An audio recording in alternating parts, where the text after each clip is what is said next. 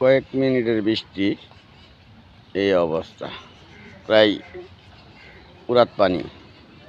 মানুষ কীভাবে বাজারে চলাফেরা করব। আমি একটু বাজারে যাব, এই যে নামতেছি, মনে হয় কাইচ্ছা আনছি আর রুসে দেওয়ার পরে মনে হয় ভিজা দিজা দেবো গা ভাবতেছি, টানতেছি। আবার এই রাস্তার অবস্থা দেখছেন, মনে হয় যে বাংলাদেশের বন্যার পানি এখানে ঠেলা ছুটছে। এই অবস্থা, এটা এই আমাদের পশ্চিম পাড়া এবং নোহাটির মানুষের জন্য এটা মেইন রাস্তা। এই রাস্তাতে যদি এই অবস্থা হয়, এটা হলো গাড়ি আমাদের প্রাইমারি স্কুলের এখান থেকে শুরু করে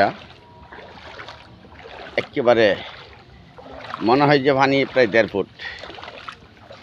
ফুট পানি প্রায় হয়ে গেছে। এই যে দোকান এখানে একটা আছে, এটাও তলায় গেছে, প্রায় ভিতরে বোধ পানি ঢুকে গিয়েছিল গা, প্রায় ভিতরে বোধ পানি ঢুকে গিয়েছিল গা। এই যে দেখেন, যদি দেখাইবার চেষ্টা করি, এই যে ঠিক আছে।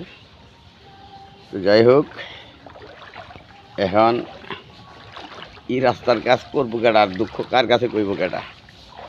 যার কাছে বলার সেখানে যারা যাওয়ার তারা তো যায় কিনে জানি না। পরিষদের মধ্যে পরিষদ বাদে এই কাজটা কে করবে?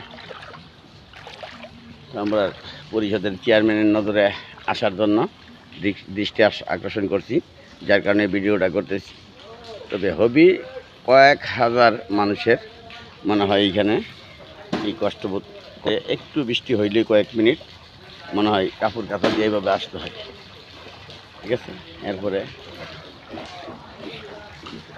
পানিটা ভরতে কমপক্ষে আজকে তো ধরা শেষ হবে না, আগামীকাল ছাড়া, ঠিক এরকম একটা পরিস্থিতি।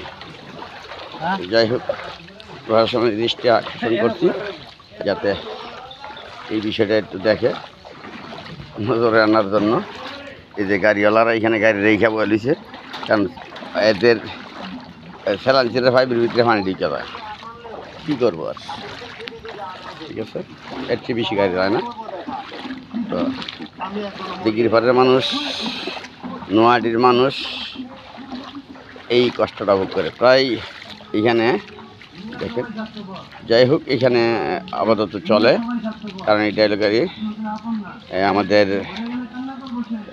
কেজি স্কুলের সামনে মোটামুটি আছে পানি, দিকটা পানি নাই। তবে ওইখান থেকে প্রাইমারি থেকে শুরু করে একেবারে দিঘির পাড় দেওয়া পর্যন্ত। ধন্যবাদ সকলকে। ভিডিওটা বেশি বেশি করে লাইক কমেন্ট শেয়ার করবেন এবং সবার নজরে যেন পড়ে, যাতে এই কাজটা দ্রুত হয়। ধন্যবাদ সকলকে। আসসালামু আলাইকুম।